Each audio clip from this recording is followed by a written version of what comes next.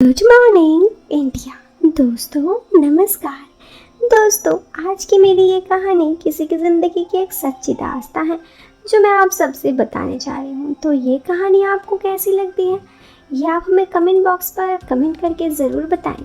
साथ ही अगर आपको ये कहानी पसंद आए तो आप इस वीडियो को लाइक करने के साथ चैनल पर पहली बार आए हैं तो चैनल को सब्सक्राइब जरूर करें। चलिए अब शुरू करते हैं आज की हमारे इस कहानी को।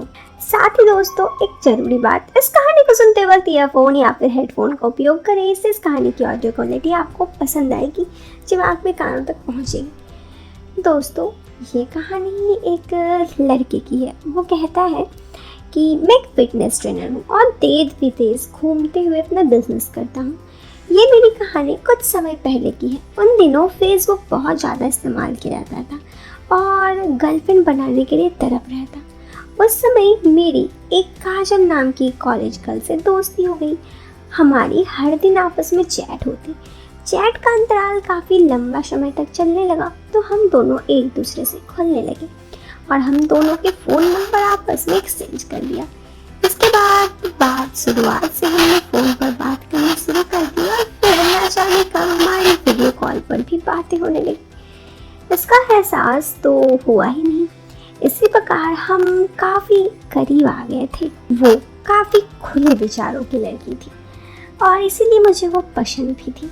हम दोनों एक दूसरे से प्रेम करने लगे थे, लेकिन अभी तक हम दोनों एक दूसरे से अपने प्रेम का इजहार नहीं किए थे। बस मन ही मन हम दोनों इस बात को समझने लगे। अब वो कॉन्फ्रेंस कॉल पर अपनी बहन रितिका से भी हमारी बात करवा देती और अपनी सहेली से भी मेरा वीडियो कॉल पर बात करवाती। वो सब मुझे जीजू बोलकर खूब मज़े लेते। अब पहले आपको काजल के बारे में बता दूं। काजल दिखने में एकदम आलिया भट्ट जैसी थी, जिस पर कोई भी अपनी लड़का पागल हो सकता था।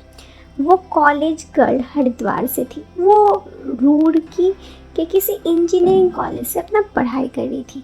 उसकी फैमिली में उसकी मम्मी पापा और छोटी बहन। इस प्रकार वीडियो कॉल पे हमारी बातें काफ़ी आगे बढ़ गई। हम दोनों एक दूसरे से बातें करते। एक दिन मैंने उसे प्रपोज किया तो वो झट से मान गई। उस दिन मेरी खुशी का ठिकाना नहीं था। अब हम दोनों फ़ोन पर फ्लाइंग किस करने लगे और धीरे धीरे थोड़ी बातें भी करने लगे। एक दिन जब मैंने उसके लिए कहा तो उसने कहा कि वो एक अच्छा सा प्लान करके अपने साथ मेरे वो पल बिताना चाहते हैं। उसने खुलकर बताया कि वो काफ़ी ज़्यादा मुझसे मिलने के लिए बेताब है और उसकी वजह से उसकी पढ़ाई पे भी बहुत कम ध्यान लगता है। तब मैंने उससे कहा कि हमारा मन जिस काम के लिए भटकता है उस काम को कर देना ही अच्छा है, ताकि हमारा दिमाग शांत हो जाए। इस बात पर वो काफ़ी ज़्यादा सहमत थी, मेरी बात को मान ली। फिर एक दिन काजल ने मुझे बताया कि उसकी 3 दिन की छुट्टी है और उसने ये बात घर पर नहीं बताई क्योंकि वो मुझसे मिलना चाहती थी और ज़िंदगी की सबसे खुशी को मनाना चाहती थी, सबसे बड़ी खुशी को। वो इन छुट्टियों के दिन खोलकर मुझसे साथ रहना चाहती। वो अपनी ज़िंदगी के सबसे बड़े रहस्य को जानना चाहती और लड़की होने की फीलिंग लेना चाहती। मैंने उससे पूछा कि तुम इस बारे में क्या चाहती हो। उसने कहा कि वो लाइफ में बहुत अधूरी है, उसको इस बात से बहुत उत्सुकता है। एक लड़की की क्या फीलिंग होती है उसे भी जानना है। मैंने उससे पूछा वो सब कैसे जाती है। तो तुमने कुछ सोचा है काजल? तुम मेरे अंदर समा जाना, बस तुम और हम एक हो जाए ताकि 2 जिस्म और एक जान हो जाए। उसकी ये बातें सुनकर मेरी खुशी का तो मानो ठिकाना ही नहीं था। मैं उधर के एक होटल में एक रूम बुक करने के बाद काजल को लेने निकल गया। मैंने सुबह की गाड़ी लेकर उसके कॉलेज रुकड़ी पहुंचा। उसने फ़ोन पर लगातार बातें हो रही थी। मैं उसके कॉलेज के बाहर आ गया। मैंने बाहर आने के लिए कहा। मैं गाड़ी से खड़ा हो गया और उसके आने का इंतज़ार करने लगा। जैसे वो गेट से बाहर आई मैंने उसे हग किया और गाड़ी में बैठा। उसके बाद हम सीधे ऋषिकेश पहुँचे और दिन भर घूमते रहे। मैंने गाड़ी एक तरफ पार कर दी और हम दोनों हाथों में हाथ डाले घूमने लगे। उसके हाथों का स्पर्श मुझे बहुत अच्छा लग रहा था। वो मेरे हाथों को बड़े जोर से पकड़ी थी।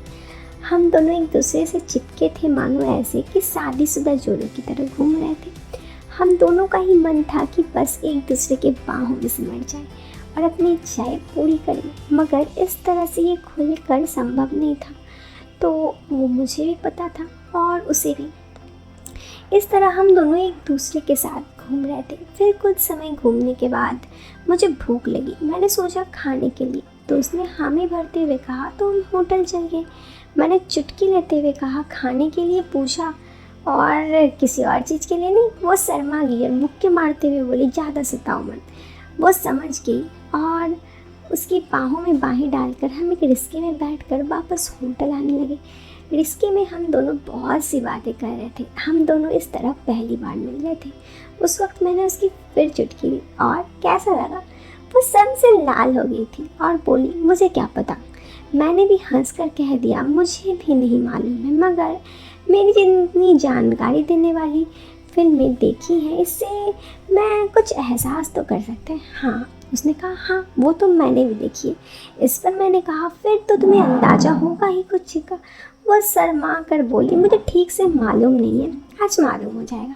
मैंने कहा मतलब खूनी खेल खेलने के लिए तैयार हो। यह बात उसकी समझ में नहीं आई। उसने पूछा मतलब।